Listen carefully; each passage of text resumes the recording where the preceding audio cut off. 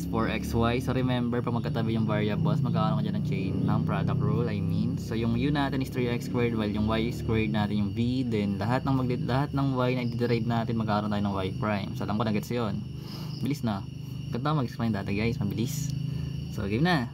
So magkakaroon tayo ng u, that is 3x squared. Then derivative ng y squared, that is 2y. Then may y doon, magkakaroon ka ng y prime. Plus yung v natin na y squared, copy lang natin yan. Then times natin derivative ng 3x squared, that is 6x. Gets natin yan. Then equal sa kabilang side. So ito guys, 4x squared lang naman to. So magkakaroon tayo ng 8x doon. Then minus, or pwede na to guys, gawin natin negative 4x yung magiging u natin. Then yung v natin is y prime, para diretso na siya simplify. Hindi na tayo mag-distribute ng y. So magkakaroon tayo ng negative 4x yung u. Ay, bawal pala. Kailangan pala talaga ng subtraction.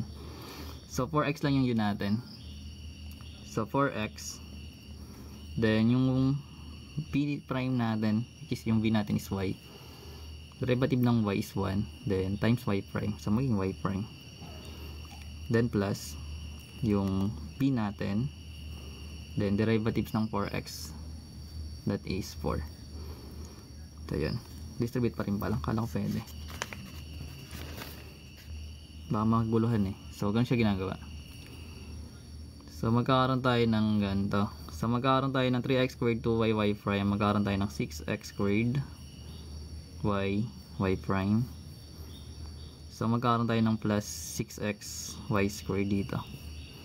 Then sa kabilang side, syempre katulad ng ginawa natin kanina, simplify lang, then distribute natin tong sign. So magkakaroon tayo ng negative 4xy prime. Then minus na to guys, kasi negative times positive, magiging negative yan. Then 4y. Then lahat ng may y prime, pag-isahin sa kabilang side, yung iba sa kabilang side, yung mga wala. So magkakaroon tayo ng 6x squared y prime, ito. Then itong negative 4xy prime natin, lipat natin. So magkakaroon tayo ng plus 4xy prime equals etong 8x, copy lang. Etong negative 4y, copy lang. Etong 6x squared y squared, dilipat natin. So magiging minus 6xy squared. So syempre kailangan natin i-isolate yung y prime. So factor out natin yung y prime. So labas natin. Then magkakaroon tayo dito ng 6x squared y plus 4x. So alam natin yung factor out. Then equals, eto guys, pwede mo to i-factor out kung gusto mo. Pero copy lang muna natin. Para isa-isa lang yung terms. Then divide natin both sides by itong factors. So copy lang both sides. So 6x squared y plus 4x. Then after that, syempre, maka-cancel na to. Then yun, karoon tayo ng y prime equals itong term na to.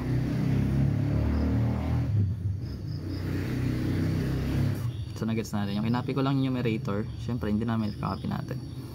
Pero kailangan pa natin i-simplify guys, kasi pwede pang ma-divide.